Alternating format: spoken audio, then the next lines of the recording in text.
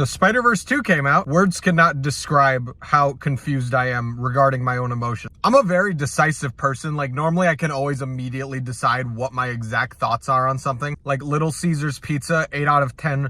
Coleslaw, -8 out of 10. I can always just tell. But with this movie, it's the exact opposite. There's so much that's good about it, but also the parts that I hate, I really don't like. I'm not even going to talk about how good the visuals are. Like, that's obvious. I really like what they did with Miles in this movie. Like, before this, I had the hottest take of all time, which was that, like, Miles Morales was kind of a pointless character. Not in the sense that, like, he wasn't entertaining or anything, but in the sense that, like, anyone could have been Miles Morales in the first Spider-Verse movie and it wouldn't have changed the plot. Whereas like in every other piece of media, I felt like Peter Parker was the only one who could have won at the end of the day, which I get was kind of the point, but you'd be surprised how many disagree with me that Miles like could have been replaced with anyone, even though that was kind of like the message of the movie. But in this movie, I felt like Miles was the exact opposite. He had to have been Miles in order for this event to take place. They actually call so much attention to how special his Spider-Man actually is. Overall, I felt like the pace of this movie was just like crazy. Like, don't get me wrong, I'm not a monkey brain. Like, I understand when there's just like slow paced things or there's good dialogue, but I genuinely thought that the first like hour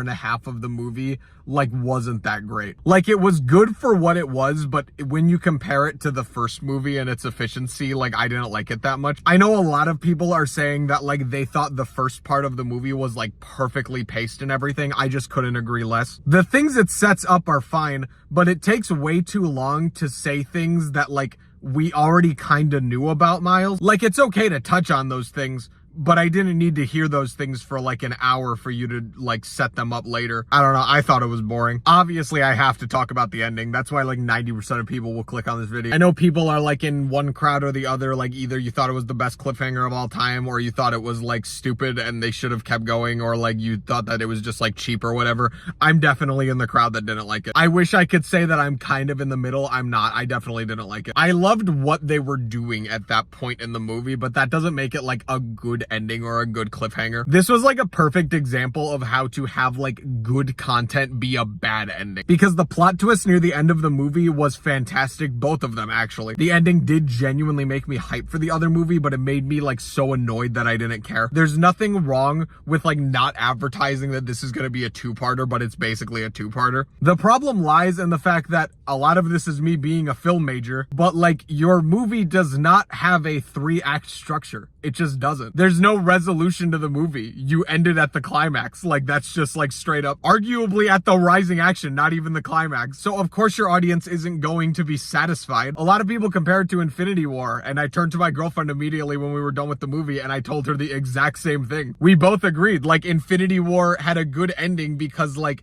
it was a cliffhanger, but it had a proper beginning, middle, climactic battle and everything at the end, and then it was done. This was the equivalent of if Thanos came to Earth at the end of Infinity War, about to kill everyone, and then it cuts off before we see what actually happened. Now, granted, the last 2 minutes of a movie doesn't necessarily ruin the movie, but it's a big part of the movie. I do kind of have a problem with the way they portrayed Miguel near the end. Like, I was under the impression that Miles was being entirely emotional, but like that's what kind of makes him Spider-Man. Like, that was kind of like an understandable human thing where it was like a flaw. But like by the end of it, they just portray Miguel as like a psychopath with like no like morals whatsoever. And they portray Miles as like the brave one who's willing to tell the establishment that they're pieces of shit. Whereas like Miguel is the only one with a coherent argument here. Like, your entire dimension and other dimensions could be destroyed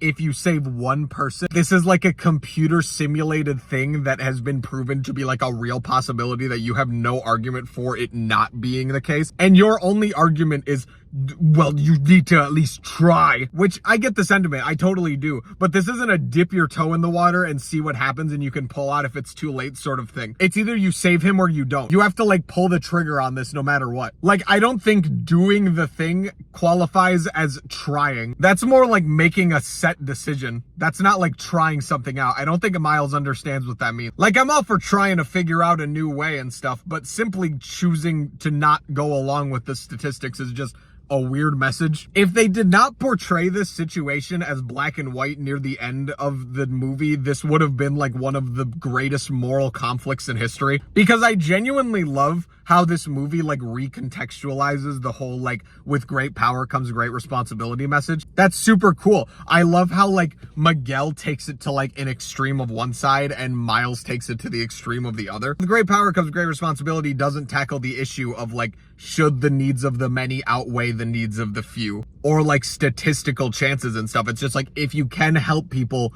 should you?